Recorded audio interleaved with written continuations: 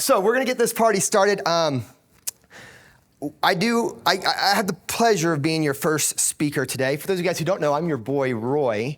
We have people online as well. Online people, same thing goes for you guys. We can see your guys' comments and things like that in the chat. There will be time. A lot of people asked me last night about talking to the speakers and asking questions. We'll have time for those things as well for you guys, but stay engaged. So I was trying to think about what do I want this first talk to be? What would be set the tone for this event? And I wanted to do a nutrition talk because we hear it all the time that if you're trying to reach your goals fitness-wise, it's 70% nutrition, 30% working out. We've all heard that before, yes? And so I was going through this nutrition talk and what I was gonna talk to you guys about. And the more and more I do this for as long as I've been doing this, I realized that I can't talk about these things without it also being a mindset talk. Those two things have to go together because what I've learned through the 10 years of doing this is that I can give you the best nutrition protocol and workout program on planet Earth. But if your mindset's not in the right place, then it really doesn't matter because you're not gonna stick with it, right? So we will talk about a lot of nutrition stuff in this talk, but the premise is that I wanna change your perspective on what it actually takes to be successful. I wanna motivate you guys. I want to set the expectations. Okay, and so I wanted to start the event off by saying this. If my clicker will work, let me get my clicker to work. We already have technical difficulties. There we go. This journey will be harder and take longer than you think. This is your first writer downer. If you're taking notes, it should be at the top of your paper because this is the truth that needs to stay consistent as we go through this. I mean, when you guys decided to make a lifestyle change, to be healthier, to be happier, to do all these things, how many of you guys thought it would be easy? Good, no hands. How many of you guys knew that there would be obstacles, roadblocks, and that it'd be difficult? Oh man, some of you guys thought it would not be easy or hard. Interesting. It's interesting. I can see you guys, just FYI. But this journey will be harder and take longer than you think. And a lot of people are saying, well, Roy, that's not very motivating, but it's the truth. Right? We're talking about a lifestyle change here. Go from the life you're living to the life you want to live is gonna be difficult. And it's the one truth in all aspects of your life. It doesn't matter what you're trying to accomplish, it will always take longer and be harder than you think. So, I'm very big on using my words the right way, or at least attempting to. So I wanna make sure that we define what the objective is before we get into the rest of the talk and we talk about nutrition. And there are some weeks that I literally talk to hundreds of people and it's always the same. What's the goal? Tell me the story. What are we trying to accomplish? And so what we're gonna use as the example through this talk is weight loss. I think it's the most common thing that I hear.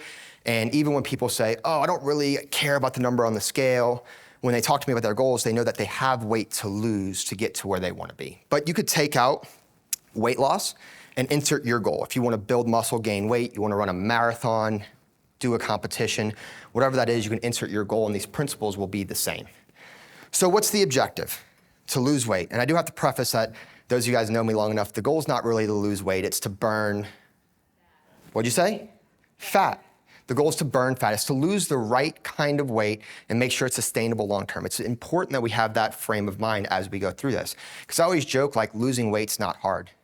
Just don't eat for 2 days and you'll lose weight. And people are like, well, that's not really what I want. I'm like, exactly. And there's actually 4 different types of weight that you can lose.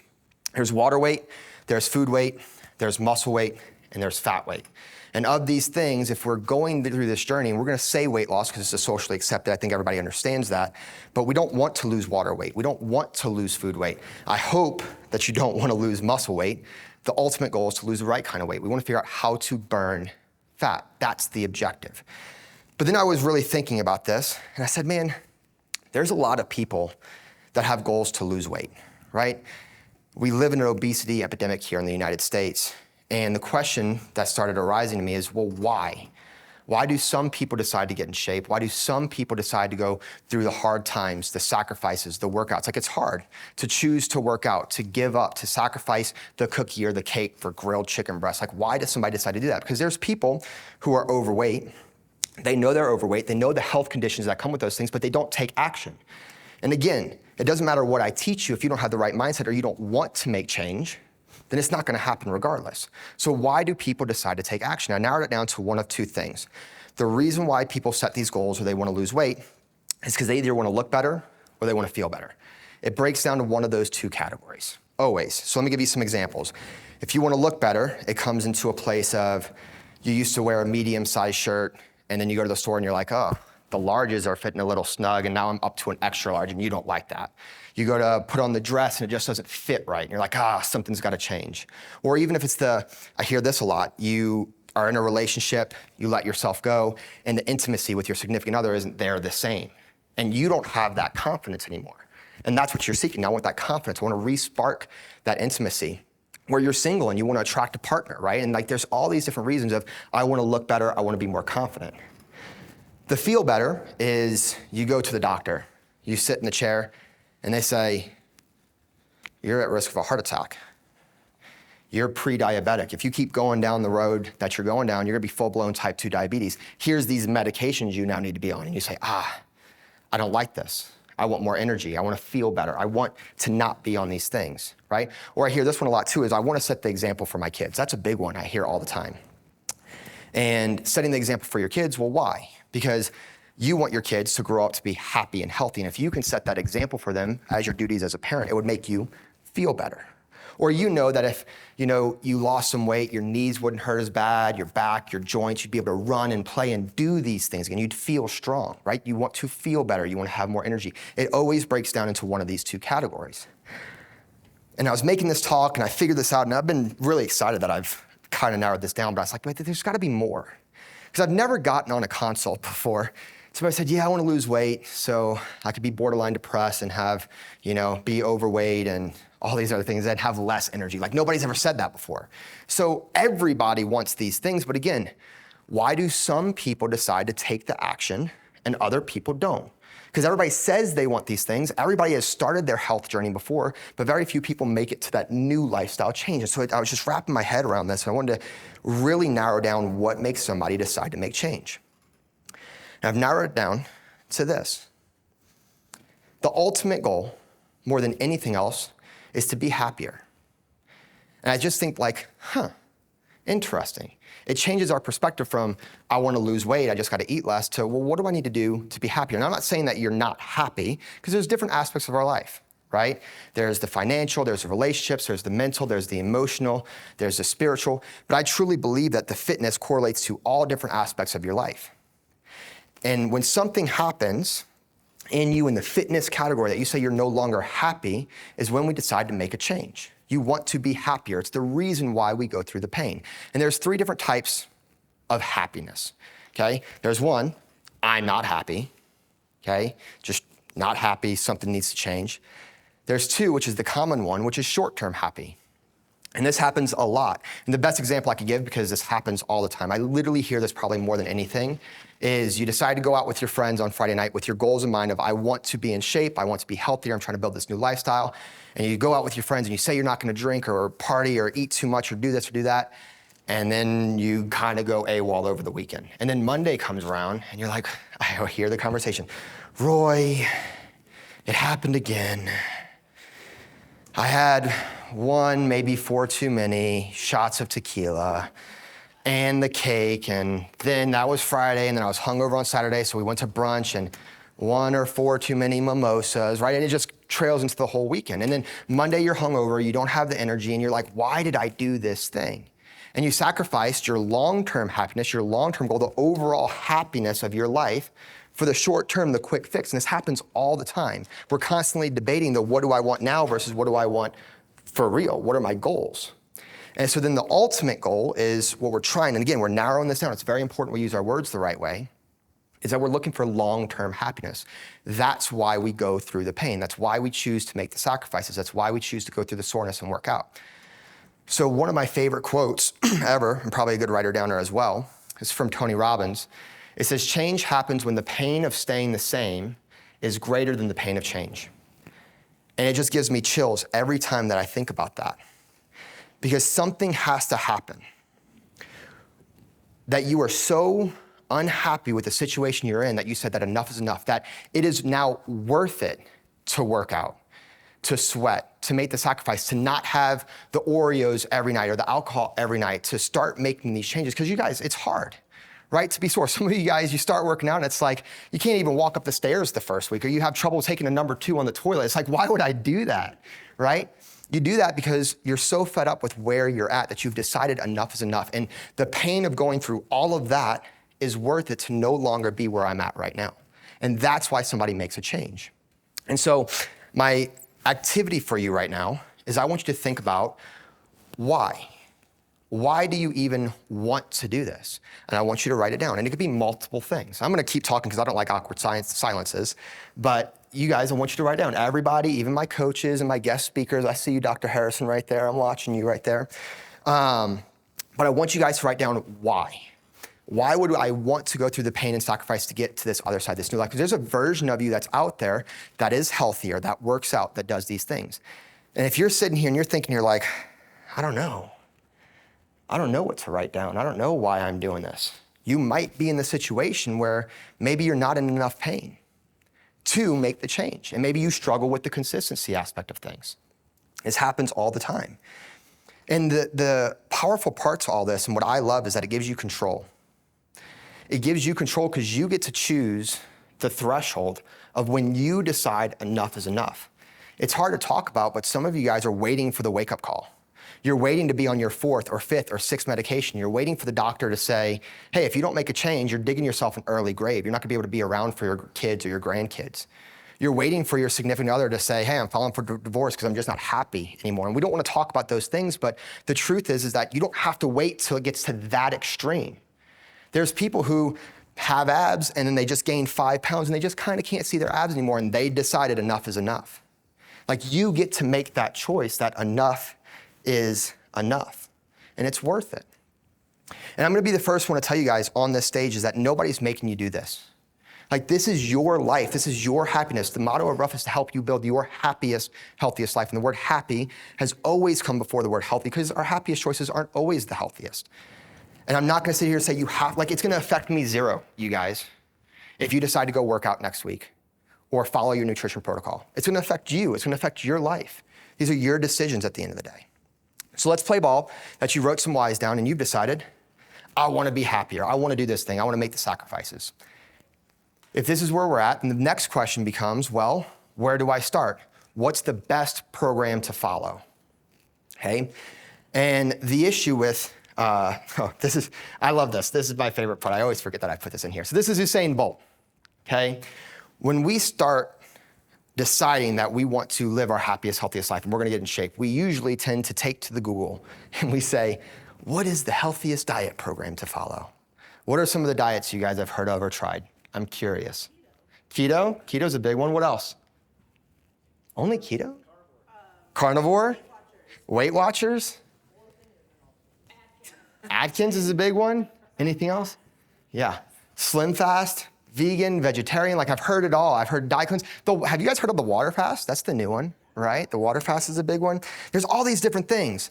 And what's interesting is that they all have research to back them up. And they all say you shouldn't do this, or you have to avoid this. There's some things that are like, you don't need to eat vegetables. Other people like avoid meat altogether, like all these things. And if you were to take all of those nutrition protocols and bring them together, you'd be left with eating nothing but ice. Isn't that crazy? And then my Aunt Evelyn would say, ice is bad for your teeth, don't eat that. And then you're stuck with literally nothing. It's a bad joke, but it's the truth, right? And so then you start talking to your friends and your family, and they're like, I did this diet, or I did that, I lost 30 pounds. And you're just trying to debate, like, do I give up the carbs? Do I give up the vegetables? Do I give up the meat? You're racking your brain on where do I even start? And then the Olympics come around, and there's this guy, Usain Bolt, the fastest man alive, several gold medals, peak human fitness, doesn't struggle with his weight. And he, in his autobiography, says that he ate at the Beijing Olympics 1,000 McDonald's chicken nuggets, on average 100 every day. You're over here deciding if you want to have a piece of cake or not, because you might gain 10 pounds.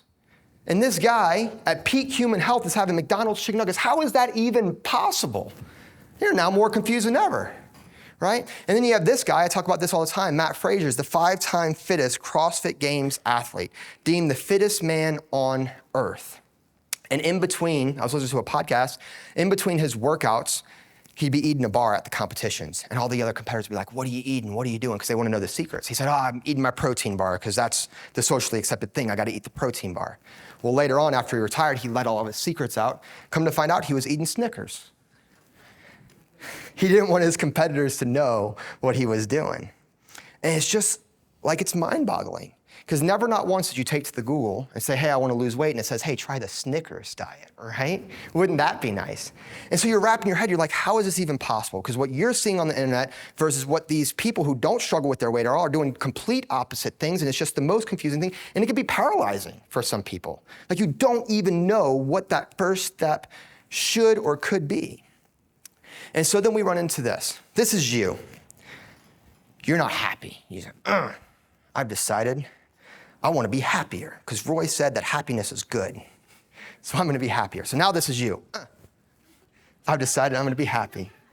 I'm going to stick to it this time. I'm going to follow through on the diet. I don't need sleep. I'm going to do these things. I'm going to work out every day. And so you decide to get started. You take that first step. And the truth is that it's a double-edged sword. Because if you're not doing anything, you live a sedentary life, you're not working out, and you have over 30 pounds to lose, you can do almost anything, and you'll start moving in the right direction. Almost anything. I had a consult the other day, and somebody got on because she wanted to join the program. She said she lost 30 pounds already. That's amazing. How'd you do that? I stopped drinking soda and started walking. Wow, so simple. How long have you been doing that for?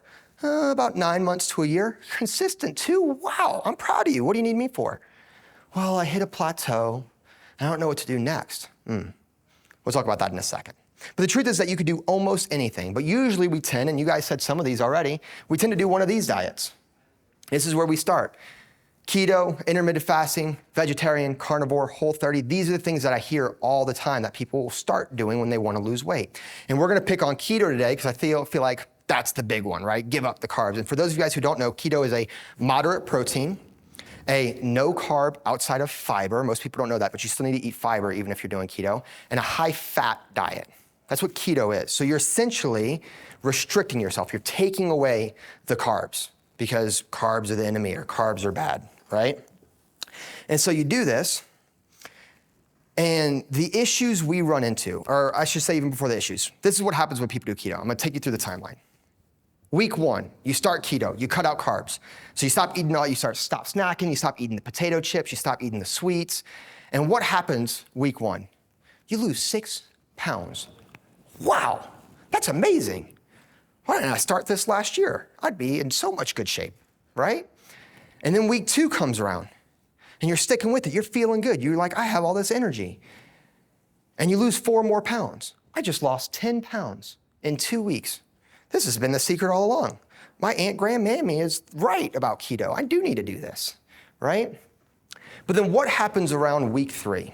Statistically speaking, when somebody has little to no accountability, this is just from the research here at RUF, over 60% of people fall off before week 3. Isn't that crazy? That somebody says they want to change their life, enough is enough, and they make it all of 2 weeks before they backslide. The question is why? Well, there's a couple reasons, okay? Number 1 is that you realize that this diet program that you're doing doesn't fit your life. Around week 3, you say, I like carbs. Carbs are yummy. I like pasta and rice, right? You're at your kid's birthday and you're like, I work hard for this small thing. And I dedicate a lot of time and a lot of resources, and I paid for this cake. I deserve a piece of this cake. And you know what? You're right.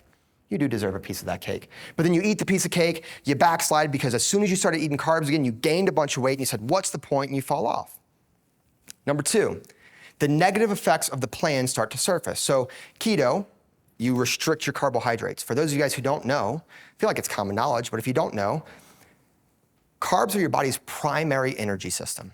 Primary meaning number 1, it wants to use it more than anything else. Your brain can only use carbohydrates for energy, fun fact. And things don't happen overnight. In the first 2 weeks, you were feeling great because you stopped eating all the junk food like the potato chips and things like that. And you're feeling better and you're feeling energy, but you're using your reserves of carbohydrates. And it's not gonna last for forever. Around the 2 to 3 week mark, what ends up happening? You have no energy because you're not eating any more carbs. And I directly correlate energy with motivation. Let's play it out. I've never had somebody say, you know what, I'm gonna work out after work today. And you end up having a hard day at work, the work is doubled, you didn't even get a lunch break, and the boss kept you there an extra hour, and you're just exhausted, and you say, oh my God, I'm so ready to go to the gym today, right? Like it's never happened. And what always ends up happening? You say, no, I'm just gonna do it tomorrow morning. That's the excuse we give, I'll just do it tomorrow. And so you get home and you're just exhausted from the day. You're ready to hit the bed, go to sleep, but then you gotta help the kids with homework, you gotta make dinner, you gotta do all these things, and then you're finally ready to go to bed, and then you realize your kid is sick, and you gotta take care of your kid. Now, I don't have to do that. I'm very lucky. My wife is a light sleeper. I'm a heavy sleeper, so she does all that. I'm very thankful, babe. Usually that's not my job, but you end up all night with the kids. You just had this long day, you're exhausted, you're up with the kids, you get 1 hour of sleep. The alarm goes off 4 o'clock in the morning. It's time to go work out like you said you were gonna do. And you meant it when you said it, but you're so exhausted. I've never had somebody in that scenario wake up and say, so exhausted, so glad my kids were sick. I'm ready for the workout today. It doesn't happen. You snooze, you fall off, and it never ends up happening. You say, it's not the right time, it's not the right season. Energy directly correlated with motivation. And if you take out the carbs, if you restrict yourself, if you're not fueling yourself the right way, this happens again and again and again. Or number 3, this is the big one, is you hit a plateau. The whole reason why you started doing this diet program to begin with is because you wanted to lose weight. Well, 3 weeks in, you lost 6 pounds, you lost 4 pounds, and all of a sudden you're not losing weight anymore. You can't do more keto. You can't do less than no carbs, right? Like, what are you gonna do? And you say, well, what's the point? If I'm not gonna lose weight, why am I even doing this? You start eating carbs again and you gain the weight back. This cycle repeats again and again and again. And so, this is people, usually we hit this wall. And this is usually when people join RUF. You're tired of the fad diets, you're tired of the diet programs, you're tired of the supplement companies and these scam artists and all these different things. And you're like, Roy, tell me what to do. I'm ready. Like, I wanna do this the right way. And I always say, you know it's gonna be harder and take longer than you think to do this the right way. And people always say, yeah, I know. I'm like, okay, we'll see. Okay? And so now the goal is to figure out the direction. What do we actually need to do to make this a lifestyle change? And that's difficult to do. Because listen, you've worked hard to build the life that you have, right? I mean, think about how old you are. You've been working that long. You've been working harder on this than anything else to build the life you have, to find your comfort zone, to find the job you have, the foods you like to eat, the activities you like to do, your friends, your family, your significant other, all these things. You worked hard to build this. And we're talking about stepping out of that comfort zone to try to get into a new life, and that's hard to do. And so if we want to do things the right way, we want to burn fat, lose the right kind of weight, make sure it's sustainable for long term, we have to talk about this word right here, your metabolism. Your metabolism, the definition of this is the chemical process that occurs within a living organism in order to maintain life. That's a mouthful. Here's my definition. How your body decides to use the energy it gets to stay alive. You eat food, your body gets energy. It says, what am I gonna do with this energy? That's what your metabolism is, okay? And there's 4 primary things that are gonna affect your metabolism. Number 1 is your genetics, okay? The way I think about genetics, this is getting passed down from your parents. Some of us, we hold the weight differently, right? Some of us hold on, we're bigger bone than other people. The way I think about this is that if you were to go into a grade school, and I said, look at all these kids, build me a football team. You could probably pick out the kids who are the linemen versus the wide receivers versus maybe the hybrid athletes, right? You'd be able to build this out based pretty much on their genetics. And so, does this, for some people, make it more difficult to lose weight than others? Absolutely. Does it make it impossible? Absolutely not, okay? Number 2 is your age. I hear this one a lot. As I'm getting older, it's getting harder to lose weight, my body doesn't work the same, and you're right. But I think that we lean on this more than it actually is the truth. A lot of the time, there's a lot of things we could be doing to where age plays a smaller role. I mean, there's people out there that are in their 70s and their 80s that have abs. Like, age is not the reason why we're not where we want to be, okay? Then we have sex. We have guys versus girls. And for those of you guys who are in relationships, I have to say, You have to, wives, girlfriends, you have to stop comparing yourself to your husband, because this has to do with your hormones and things like that. Like, guys are built to have more testosterone, among other things. It's easier for them to build muscle, which makes it easier for them to burn fat. I've heard this, it's a tale as old as time. You and your husband decide to get in shape. Your husband went to the gym one time and kind of thought about doing the diet program, and he lost 10 pounds. You step on the scale and you've been working hard all week. You've been crushing it 5 days a week. You haven't had any cake and you're only down 1 pound. You're like, I should have just had that piece of cake. And then boom, you're up 3 pounds. It happens that fast, right? And you're like, what the fork is happening here, right? Happens all the time. It is, in turn, just usually, for the most part speaking, easier for guys than it is for girls. Okay? The fourth thing, before we get to that, I have to say something about that.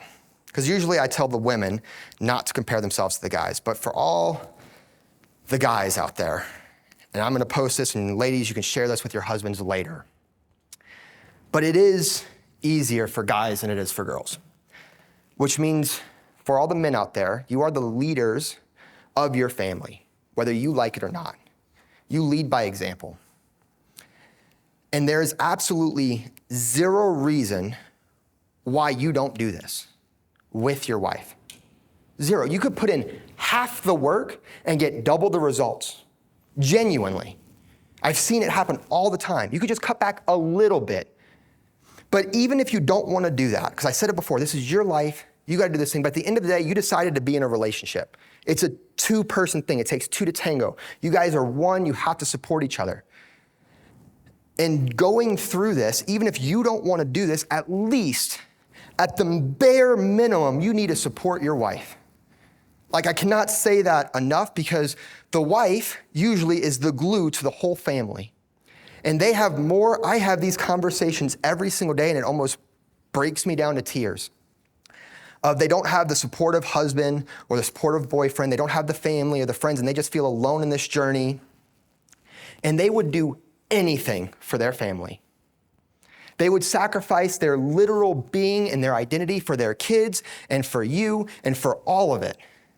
And it is twice as hard for them to do this journey than it is for you. And the last thing they need is to come home to you not supporting their journey. Now, I'm not saying that you should come home and support them by saying, hey, babe, you got to lose some weight. You go to the gym today? Like, please, God, do not do that. Do not, please, for the love of all things, do not do that. But what I mean in support is to be there for them. If your wife is making a home-cooked meal and she's putting in the work and you're like, I don't want to eat that, I want to eat McDonald's or KFC or go do your own thing, that's fine, but leave and go eat that and don't bring it into the house. It's going to tempt her and make it harder for her. It's already hard enough for her. Like, support your woman, you guys. Like, they want this, it's difficult, and they need you there. Is that fair for you guys? Is that cool? I see the ladies in here. I see you guys like nodding your head on that. You're like, hell yeah. Okay, so now we can move on. That's my rant for the guys. I usually don't have that rant, but you guys needed it. Number 4, the lean muscle mass. This is determined by the food we eat, the beverages we drink, our stress management, our sleep, our recovery, our exercise, all these external factors. We're talking about literally building your lean muscle mass. This is directly correlated with increasing or reducing your metabolism. When we don't fuel ourselves the right way, we tend to lose lean muscle mass, which slows down our metabolism, okay? And when we talk about metabolism, you guys, I hear this all the time, like people who have a slow metabolism, they struggle to lose the weight. And they always say, I want a fast metabolism, but that's not really what we want. Because a fast metabolism, I have those conversations all the time, and they struggle to put on weight. They struggle to build muscle. Right? And if it's an extreme like hyperthyroidism, they have a lot of chronic health issues with that as well. So again, it's important we use our words the right way. Yes, we want to increase our metabolism, but it's like Goldilocks and 3 bears, right? You don't want the porridge too hot. You don't want it too cold. We want it just right. And we tend to work in these extremes all the time. Like, I want this extreme where I'm all or nothing, or I'm 100 or 0. And we got to stop thinking that way. We want what's optimal for you. And so of these 4 things, there's only one that we can control, is lean muscle mass. And I hear this all the time when I get on my consults, is people say, well, I have this, or I have these bad genetics, or it's my age, or I have PCOS, or I don't have a thyroid, or I have this, or I have that. So it's impossible for me to lose weight. Cool. Let's play it out. Let's play it your way. You're right. You've been validated. I hear you. It's impossible to lose weight. Now what? Do you feel happier? Cool, let's play it my way. Let's play it my way where you don't break the laws of thermodynamics. You are not a special snowflake. You literally, physics applies to you just like it does for everybody else. Because I can guarantee you that if I put you on a diet where you just don't eat for 3 days, you would lose weight. Aha, it's possible. We just got to figure out how to do it the right way, right? It's just going to take longer and be harder than you think. You see how we keep coming back to that, you guys? It's a lifestyle change. You're literally going to do this for the rest of your life. It's never going to end. Some of you guys, that's depressing. Some of you guys, you're like, okay, I get it. But once you get it, then you got it, okay? So how do we build lean muscle mass? Because this changes the question. We went from losing weight to burning fat to now the goal is how do I build lean muscle in turn so I can burn fat? Because if we're building lean muscle, remember there's 4 types of weight we can lose: water, food, muscle, and fat. Well, if we're fueling ourselves the right way so we can build muscle, that means we're eating more. So we're not gonna lose food weight. Got to keep your muscles hydrated. So we're gonna be drinking water to stay hydrated. So there's lots of water there. We're not gonna lose water weight. And if we're actually building lean muscle, we're not gonna lose muscle weight, which means when we do lose weight, what kind of weight are we actually gonna lose? Fat weight. But it takes time to do that. People are like, you lose 10 pounds doing keto in 2 weeks. You're not gonna build that much muscle and burn that much fat in 2 weeks. I'm telling you, it's not gonna happen. And that's what's the issue with society, is that we have this instant gratification. We have this, I want it now, because that's what keto taught you how it's supposed to work. Do you guys know on average how much weight you should lose every single week? Half a pound to a pound. How many of you guys, because I have a lot of you sitting here, how many of you guys on your weight loss journey, since starting, you're consistent and you lost a pound every single week consistently for the last year? That doesn't seem like the average to me. Because it doesn't happen that way. Once again, society has told you you should lose a pound every single week if you're doing it right. But that's never happened in the history of ever since at least since I've been coaching. Maybe before I started coaching, that's how it worked. Which means that's not even realistic. If you have 50 pounds to lose, and you lost 1 pound every week, it would take you 50 weeks to lose all that. That means it's gonna take you a year already. But that's not realistic. If you lost on average a pound every other week, because you fall off some weeks, things like that, we're just averaging it out, it would take you almost 2 years to lose 50 pounds and do it the right way. Now, some weeks we lose weight more than others. It's not to be discouraging, it's to set the mindset of this has to be a lifestyle change. It's not gonna happen overnight, right? So how do I build lean muscle so I can burn fat? That becomes the question. So calories, the amount of food, energy you consume, this controls if you gain weight, maintain weight, or lose weight. If you eat too many calories, you'll gain weight. If you eat too few calories, you'll lose weight. Okay, we know this to be true. But here's the issue with this mindset, because how many of you guys have counted just calories before to try to lose weight? And it's what society tells you to do, right? You gotta eat less and move more. You gotta create a caloric deficit. And they're not wrong, per se. You do need to create a caloric deficit to lose weight, but here's the thing that we do. Once again, you decide, I'm not happy and I'm gonna be happy. I'm gonna be happy, I'm gonna lose weight. So what do? We decide, I'm gonna cut my calories. I'm gonna eat 1,200 calories a day, because you did a BMI scan and you have your Apple Watch, and your Apple Watch says you burn 1,000 calories a day just working out, which isn't true. But you said, I gotta eat 1,200 calories to lose weight. And you cut your calories. And then what ends up happening over time? Okay? You hit a roadblock, you hit a plateau, you have no energy, this isn't working, it doesn't fit your lifestyle, and you go out with your friends on the weekend and you binge. And you eat and drink way more than you're supposed to, way more than you even think. Like 4, 5, 6,000 calories. Roy, I can't eat that much. I promise you, you probably drink that much when you go out with your friends, okay? And then you get so disgusted with yourself because your goal was to lose, 10 pounds, and you had lost some weight, but now you've gained all that weight back plus some. You're, this time I'm gonna stick with it. I'm gonna be happy. So you come back over here, and this time you're gonna do 1,000 calories because you're more determined than ever. And you lose 10 pounds, but you're like, I gained 15 pounds over there, I got 5 more to lose, I hit a plateau, so what do? You say, I'm gonna cut to 800 calories, and you lose 2 more pounds. You're not quite there, but you have no energy, you're exhausted, and so what do? You give up, and you come back over here, you binge, you gain all the weight back plus 5 more pounds, now you're up 20 pounds. This is exhausting, but you've decided, this time it's gonna be different. You come back over here, you're back over here, 800 calories, and then what are you gonna do when you hit a plateau again? You're not gonna do 600 calories. You're not gonna do 400. It's a race to zero. You can only eat so little, you guys. And this is why this doesn't work, because it also doesn't determine the type of weight we're gonna lose. And just like I said earlier, with your metabolism, having just an optimal metabolism is no different than calories. So many of you guys probably just need to eat to maintain weight. And you're like, well, Roy, if calories control if I gain, maintain, or lose, if I eat to maintain weight, then I won't lose any weight. And my goal is to lose weight. No, it's not. We said this in the beginning. Your goal is not to lose weight. Oh my goodness, right? It's a mindset shift. It's setting the perspective of what are we trying to accomplish. Because if we can get our metabolism in check, because we're building lean muscle, what tends to start to follow is your hormones as well, which a lot of you guys have issues with that too. We're talking about optimizing what you're doing. Stop playing this game of extreme, of too low, then too high, and then too low and too high. Because guess what? You said, well, if I eat to maintain weight, I'm not going to lose any weight. Well, you weren't losing weight anyways. You've been doing this for the last 2, 3, 4, 5 years and losing and then gaining 15 and losing and gaining 15. Something's got to change. You know what the definition of insanity is? Doing the same thing over and over and over again, expecting different results. But don't worry, you guys, this is why you're here, so I can teach you the secrets. So this gets us into macros. This is the type of food we eat. This makes up your calories. And I hear all the time, macros are confusing. Macros don't work for me. And what's interesting about the people who say macros don't work for me, they are always the ones who've done keto. And do you know what keto is? Remember we talked about it earlier? It's a moderate protein, low carb, high fat. That's a macro diet. You've done macros. If you eat food, chicken, fish, steak, eggs, that's protein. You've done a macro-based diet. Carbohydrates, your fruits, your vegetables, your grains, your rice, your breads, these are carbohydrates. You've done a macro diet. Even if you weren't tracking it, you were doing it. Your fats, nuts, seeds, butters, oils. This is the food we eat. So in turn, it controls the type of weight we gain, maintain, or lose. And so if we're building our lean muscle tissue, we're putting these things together. What ends up happening if we eat to maintain, and just so you guys know, and I want to give you guys something that you can write down if you're like, well, what does it look like to eat to maintain food? Well, you should never be overly hungry, you should never be starving, and you should never be overly full, like you're unbuttoning your pants at Thanksgiving dinner, okay, because you've ate so much.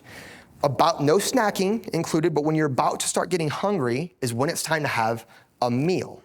That's what it looks like to eat to maintain your food.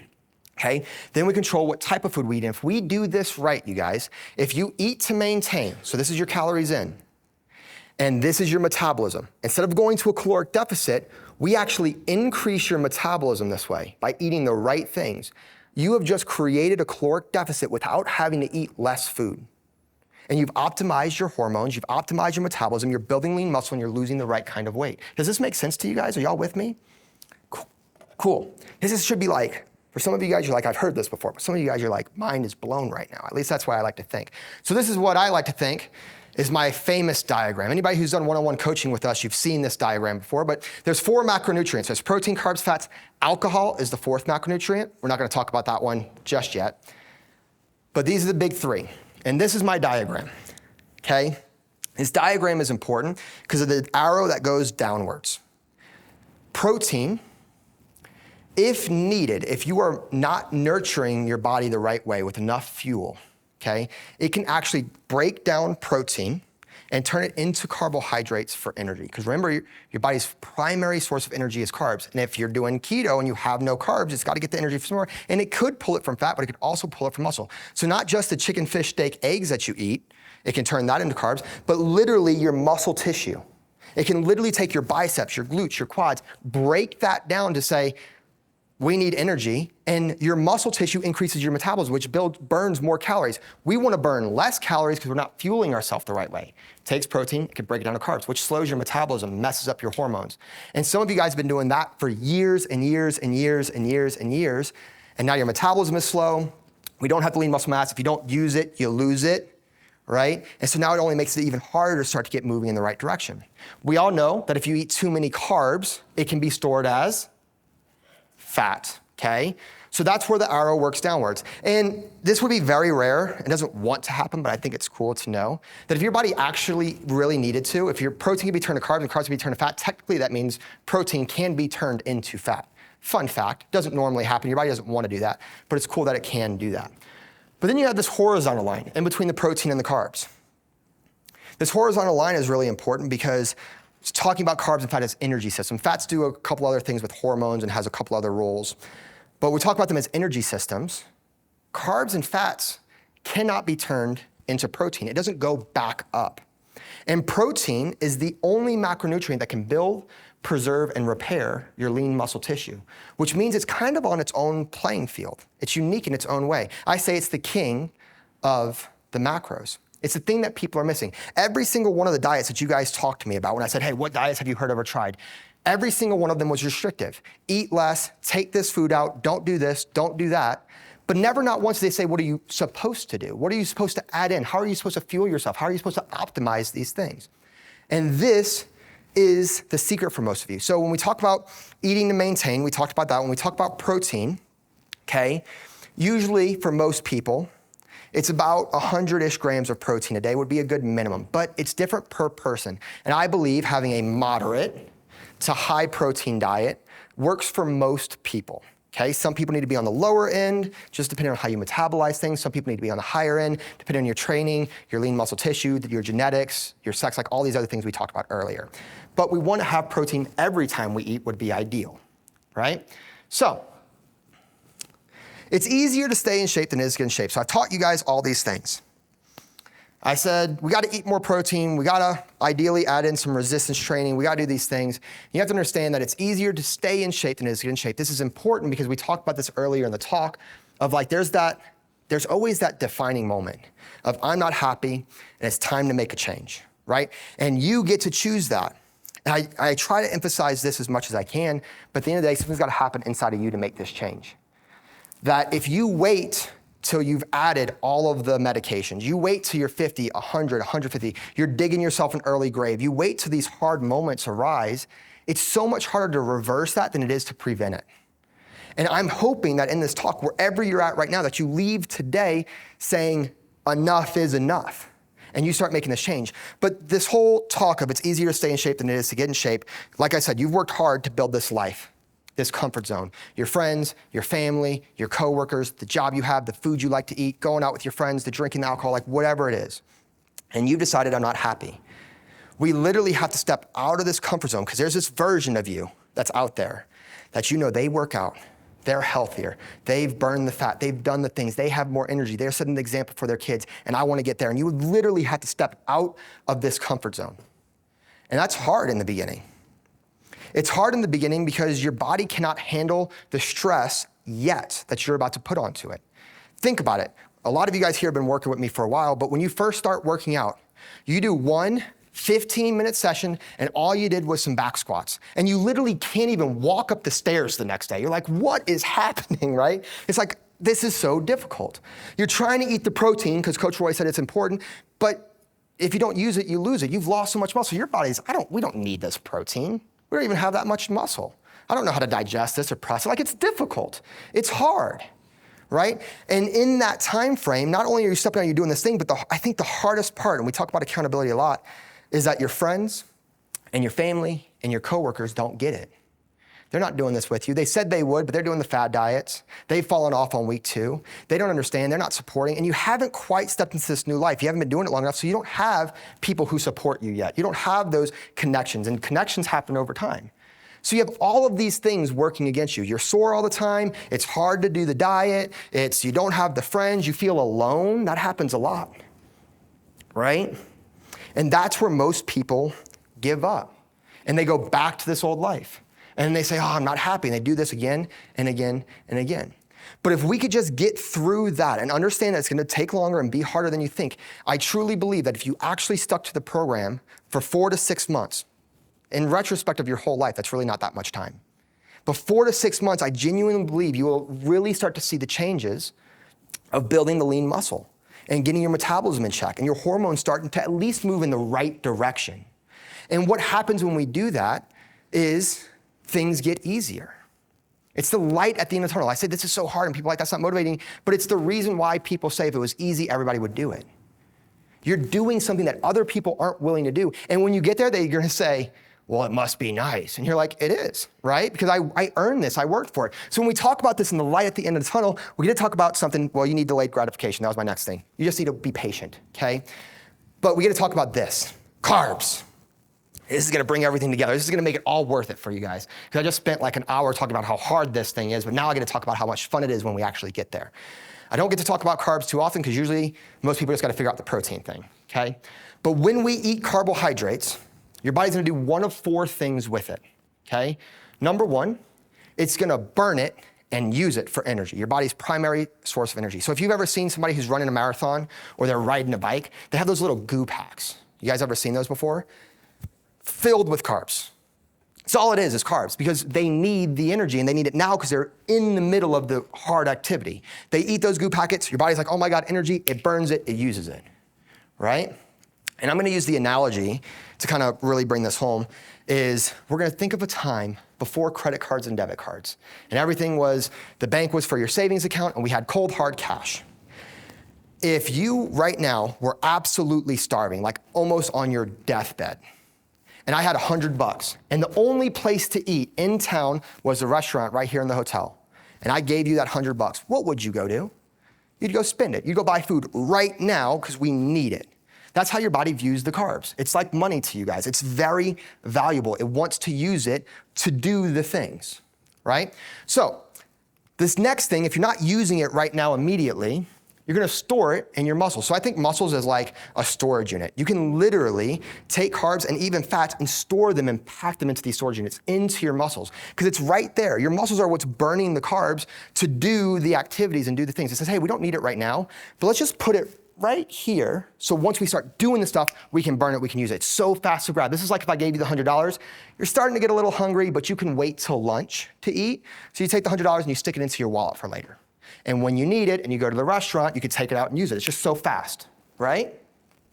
So let's say you filled up all of your muscles. The next place it will go is your liver, okay? Your liver is the next storage unit for carbs. The way I think about this is that you got plenty of money in your wallet. You could use that later. I give you $100. You're like, okay. On your lunch break, you go home because you just live like 5-10 minutes away, and you put it in the safe in your house. It's safekeeping, it's there. I come home all the time, and if I ever need it, I can grab it and I can use it. Make sense to you guys? It's there, takes a little bit of work to get to, but it's there if we need it. If your liver is full of carbs already and glycogen, your muscles are full and you're not using it right now, then, and only then, does it store it as fat. That would be the final place that it wants to put it. This is like, if I gave you guys $100 right now and you weren't hungry and didn't need to eat and had plenty of money in your wallet and you're safe at home, how many of you guys would be like, I got plenty of money, and tear up the money and throw it away? Anybody in here? Didn't think so. Your body thinks the same way. It's not gonna say, oh, these carbs, I don't really need it. We'll just get rid of it. It says, let's save it for a rainy day. This is like you taking the $100 and bringing it to the bank. It's a little bit of a further drive. If you ever need it back, you actually have to talk to somebody and get it back. And nobody likes doing that, right? It's kind of a hassle, but it's safe there. That's what fat is. It's stored energy for a rainy day. And so we talk about the light at the end of the tunnel. When we talk about going through the 4, 5, 6 months, the building the lean muscle, getting your metabolism checked, this is so cool. Because if you actually start building the lean muscle and you increase your capacity for stress, because in the beginning you only worked out 15 minutes. And when you did squats, you could only do the bar. You can only do 2 sets of 10 reps. But 4 or 5 months later, what happens? You can work out for a whole hour. You're working out 4 days a week, 5 days a week. You're lifting 135, 225. You're hitting new PRs. You're running faster. You're able to do more sets, more reps, more often, which means you're gonna burn and use more carbs. Naturally speaking, your body now needs more energy. And what's its favorite place to get energy from is carbs. Isn't that crazy? And so when you eat carbs, I always let people know, like me, my wife, and kids, we have ice cream every night before we go to bed. I eat the ice cream, not using it right now, but I sure as heck know I'm gonna be using it tomorrow. Because carbs get cycled, they get used, okay? Storing it in your muscles. If you're building more muscle, you're burning more calories on a regular basis, just doing normal activity, but now you've literally increased the storage units in your muscles. You can now fit more carbohydrates into your muscles for energy to use later, which means if you keep eating the same amount of carbs, and you have bigger storage units, less of it's gonna go to your liver. And if less of it needs to go to your liver, then even less of it will go to fat. Because you don't need to store it as fat because you're gonna be using it for other things. And I'm not gonna say, because I get in trouble for this sometimes, but I never think that cookies and cake and Sour Patch Kids and Oreos are better for you than fruits, vegetables, rice, those whole foods. Won't say that. But what this does is going through this and increasing your metabolism, going through that hard work and starting to build that lean muscle tissue, it gives you the flexibility. We talked about stepping on the scale and just worry that you're gonna gain 10 pounds. When you did keto and you cut out carbs, as soon as you reintroduce carbs, what happens? You blow up like a balloon. You gain all the weight back. But in this process, you're increasing your metabolism. Your body needs more energy. There's more place to put the carbs.